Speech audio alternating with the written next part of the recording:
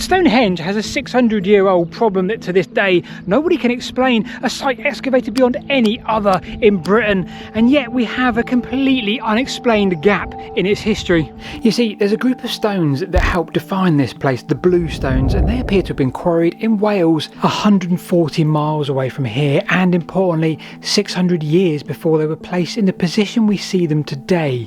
Not generations, not decades, but 600 years. That's a gap big enough for entire cultures and civilizations to rise and fall, and yet here, Stonehenge, it sits right at the very start of the monument story. Which means that one of two things is true. Either number one, we have missed something enormous here, or number two, we've completely misunderstood exactly what Stonehenge was originally constructed for. So today's story doesn't start here in this Stonehenge landscape. It actually starts around about 140-150 miles in that direction. Out in West Wales in the Preseli Hills. We know that people were here long before Stonehenge, hunter-gatherers living on this land for thousands of years, Mesolithic and Neolithic, but around 3200 to 3000 BC, well, people begin cutting into the rock here, and now, well, this is where the story stops making sense. Now they cut into the rock there, not for tools, not for shelter, not for any other purpose, seemingly other than the actual rock itself. And that gives us the first real question in this story. Why here? Now the remarkable thing is we can date this. This is where we can tell from the layers when these stones were excavated, 3200 to 3000 BC. So within that archaeological community over in West Wales, well, they now have this realisation, this moment. We finally found where the Blue Stones of Stonehenge came from, albeit at 140 miles or so in that direction. Now that just confuses the timeline a little bit, and of course we'll come to that very shortly, but also it sees the start of our first problem, because right here in this landscape at exactly the same time, well, something else on the horizon there is starting to take shape.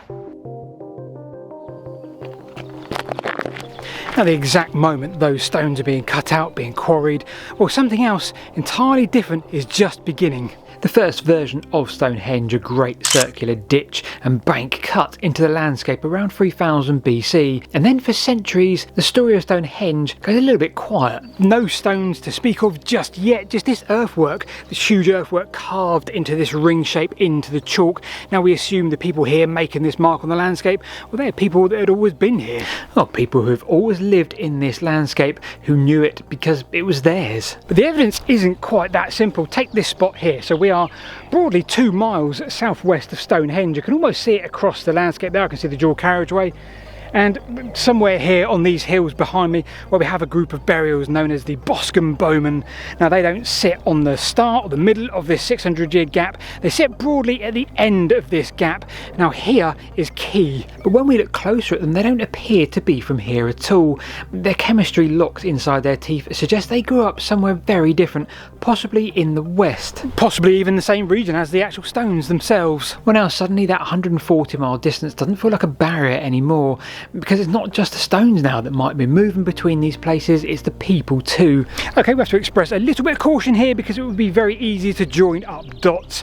We have, of course, the Preseli Hills, the Blue Stones from West Wales, and of course now we have the Boscombe Bowmen, also of sort of western origin, but that doesn't really prove anything outright. It just tells us that at the end of this 600-year gap, this mystery gap, well, this place was very much alive. So maybe the real question is not how these stones got here. Did they come along with these Boscombe Bowmen at that same time at the end of this gap?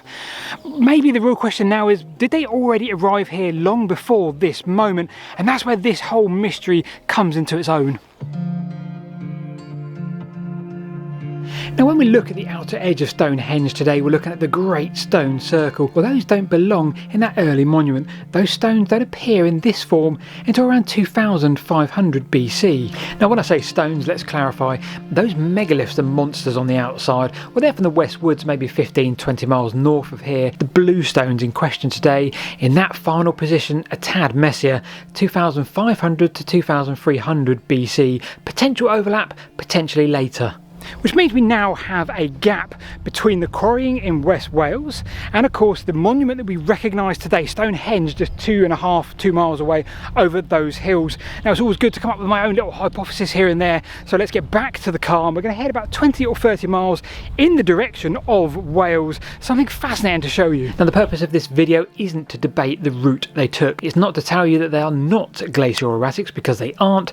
For deeper dives on that, see the sources below. It's that problem that we can't quite grasp. We have these stones being quarried in the Preseli Hills the same time as we see the first earthworks of Stonehenge, and yet the monument that we see today, the Stonehenge we know and love, well, that came so much later. So the biggest question, of course, is what exactly happened to those stones in that 600-year period? Because on the face of it, well, I find this extraordinary. 18, maybe 25 generations of people may have known the story of these stones, or at least part of it. So exactly what happened to them between the moment of quarrying and the moment that we see today? There's only a few ways this can make sense.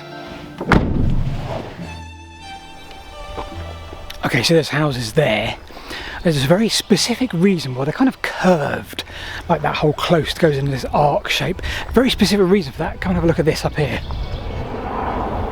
So it would be fair to say those houses are in that exact curved line that we see for something built 4,500 years ago, maybe a tad more. Let me step into this field and I'll show you exactly why, because I've just stepped into the middle of the largest recorded henge in the UK, and for that reason it's quite difficult to show you the boundary, but nevertheless it follows those houses where I was there all the way around the outside of this field. If you walked around the edge you would be walking over a mile, and this is mega-henge, so we're 10 miles or so northwest of Stonehenge, and this was very similar in its use, so it said, to Durrington Walls, land of the living. There's evidence of living here, feasting, evidence of gathering people, community, all those sorts of things. Not what you see at Stonehenge in that respect. This is a vast enclosure spread in this part of the valley, built in the same landscape at roughly the same time. Right, I've placed the camera in the ditch of the henge. You have to use your imagination here, think a bit more like Avebury.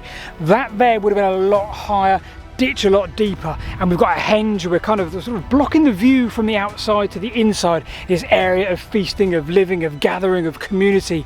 Now when we see places like this, we're only say 10 miles away from Stonehenge, and we've got another monumental henge here.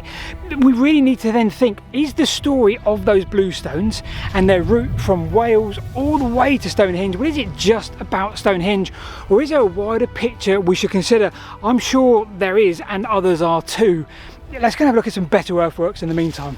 So we start looking for an answer, and the most obvious place to begin is back at Stonehenge itself, because inside the monument archaeologists have found earlier stone sockets for the blue stones, the Q and R holes, proof that the blue stones didn't always stand the way they do today at Stonehenge. They were set up, taken down and moved again. And for a moment this might work, but only 100 years or so, give or take, before that. So this is good, but actually we still have a gap of 500 years after the stones were quarried to the first setting we know of. Which leaves us with the same question, where were they before this? So we look elsewhere, back to Wales maybe. Now Mike Parker Pearson highlighted a place called Wine Mound, a henge the same diameter as Stonehenge, where it's been suggested the stones once stood before being dismantled and then transported again to Stonehenge. So that's an elegant theory, of course. Just because the size fits the diameter of that henge, we're kind of still joining the dots again, in my opinion. But if we are willing to accept that the stones may have stopped en route before their final setting at Stonehenge, well, then we need to consider other places too, not just in terms of a placement in the ground as a standing stone. It's been postulated that Marden here, this henge, well, that was part of the route for the megaliths, the great sarcens from the westwards on the way to Stonehenge. So maybe this place was too. Don't forget, now here we are on the western side, and I promised you better earthworks, and now we really do have them. We've got probably about 3 or 4 metre bank on this side, a ditch here. Would have been much deeper, like the whole Avebury picture, would have been much taller. Proper henge here, and again the largest in the UK. So did we see the blue stones en route from Wales, stopping at certain places along the way? Maybe here again, not necessarily to stand here in a formal capacity, but maybe en route for different reasons, for worship, for the viewing, for the community, for the gathering, before they moved on to another community once again. Okay, so let's take a step back because, well, first of all, physically, because it's a little bit too windy in this Stonehenge landscape, but also let's consider an explanation which I feel fits best in all of this. The stones are quarried in the Preseli Hills in Wales, brought into this landscape, set up in earlier arrangements, and then over generations moved and reshaped into the monument we see today. That would explain, of course, the movement. It would explain the various holes and settings that we've seen immediately prior to where we see them today. So maybe we wouldn't be surprised if that movement from hole to hole wasn't the first. For me, even the earlier stages of Stonehenge were hint at something a bit more, something connected with the wider landscape.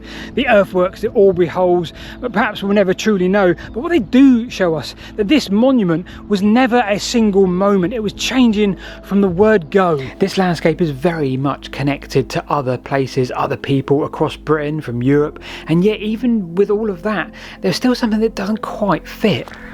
Okay, honestly, for me, none of this truly fits in the way that I want it to, and I'm no archaeologist or historian, and I guess if they can't work it out, then I'm unlikely to as well. But maybe there is one last shot, because maybe we've been looking at this as a timeline A to B in a real obvious physical sense, but maybe we've been looking at that the entirely wrong way around. So maybe the problem is the stones didn't disappear at all. We don't actually have a missing 600 years. It's just that we expect them to stand still in that period of time. Quarry to placement does remain a mystery. Now, these stones weren't standing still. They were being moved, maybe reused, maybe reshaped over generations. Maybe Stonehenge was never the beginning. It was just a version that survived and we see today. You see, we treat Stonehenge as this standalone monument. We treat Stonehenge as if it is there in place and that's how it stood forever. People flock there by their thousands, and I think it's really easy to appreciate that that's exactly what it was, that's how it's always looked. But in essence, I don't think that's true. But not only that, Stonehenge probably stood amongst thousands of other, not necessarily stone circles, but henges, monuments alike, and it's really easy for us to see them as all individual societies, but perhaps the whole world, then the whole land that we see and share was much more joined up in terms of societies than we ever care to imagine. And for me, that's emphasised by the fact that I believe that sort of these stones, when they made their route to certain places where they passed through communities, they must have done, and therefore they have this shared importance. I'd love to know your thoughts. What happened in that missing 500 years? I've been Paul. Click subscribe and we'll see you this time next week.